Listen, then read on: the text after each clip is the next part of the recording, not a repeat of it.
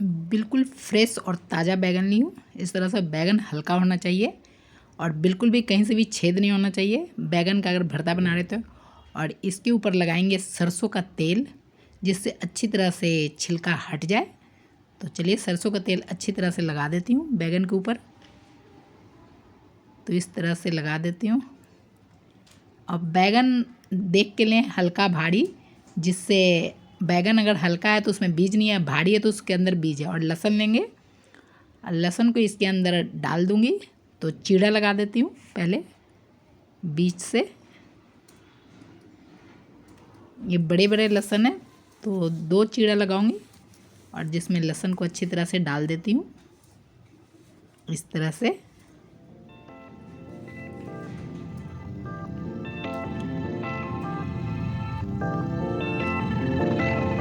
इस तरह से डाल दी हूँ और दूसरी तरफ भी डाल देती हूँ। एक और चीरा लगा लेती हूँ और इस तरह से अच्छी तरह से उसमें डाल देती हूँ।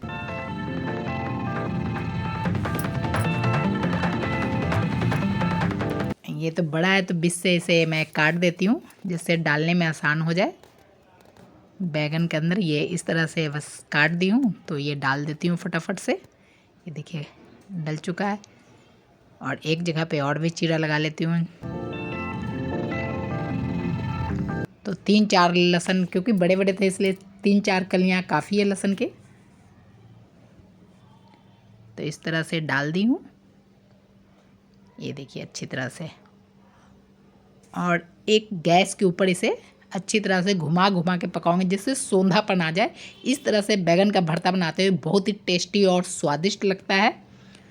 तो इसलिए मैं गैस के ऊपर जैसे कोयले के ऊपर अगर इस तरह से घुमा घुमा के पकाएं तो बहुत अच्छा लगता है। टमाटर ली हूँ, टमाटर के ऊपर भी लगा देती हूँ हल्का तेल सरसों की।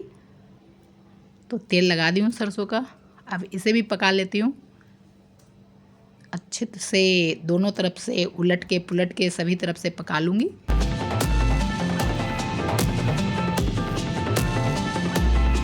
और एक बार ज़रूर इस तरह से पकाएं, बहुत ही टेस्टी और स्वादिष्ट लगते हैं। बहुत लोग कुकर के अंदर भी पकाते हैं बैगन को पहले बॉईल करके, और इस तरह से भी पकाएं तो बहुत ही टेस्टी लगते हैं।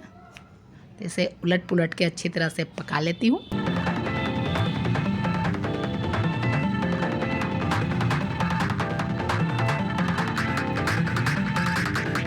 ये इस तरह से सभी तरफ से पका लूँगी। ये देखिए और पक चुका है बिल्कुल। तो अब गैस को बंद कर दी हूँ और इसे निकाल लेती हूँ प्लेट में।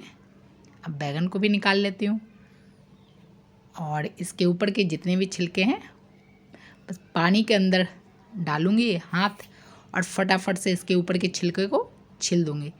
इस तरह से फटाफट से छिलका बिल्कुल हट जाता है, कोई मेहनत भी नहीं लगता है। तो काफ़ी ज़्यादा गर्म है तो ये देखिए पानी में मैं डाल दी हूँ और फटाफट से छिलके को उतार दूँगी।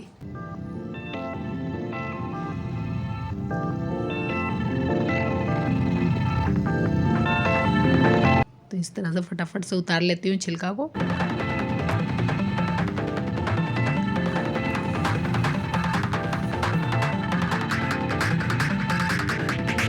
तो इस तरह से मैं उतार लेती हूँ छिलके को।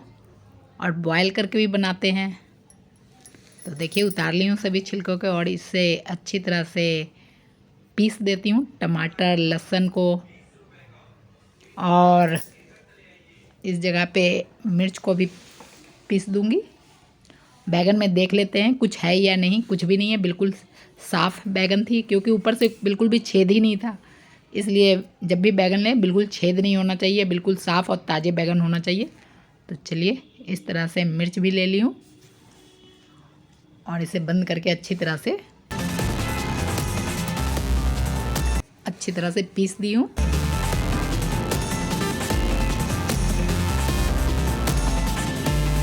तो ये अच्छी तरह से पीस ली हूँ। ये देखिए अच्छी तरह से पिसा गया है टमाटर मिर्च। अब इसी के अंदर मैं डाल देती हूँ इस बैगन को भी अच्छी तरह से पीस दूँगी। जिस तरह से ये चटनी की तरह हो जाएंगे। और इस तरह से एक बार ज़रूर आप बनाएं। अगर इस तरह से बनाते हैं तो बहुत ही टेस्टी और स्वादिष्ट लगता है। तो इस तरह से फटाफट से पीस देती हूँ। ये देखिए बहुत अच्छी खुशबू आ रही है। तो इस तरह से बैगन का भरता बनाएं। और इसमें प्याज भी डाल देती हूँ काट के, जिससे और भी जो प्याज नहीं खाते हैं तो ना डालें। और नमक डाल दूँगी स्वाद अनुसार।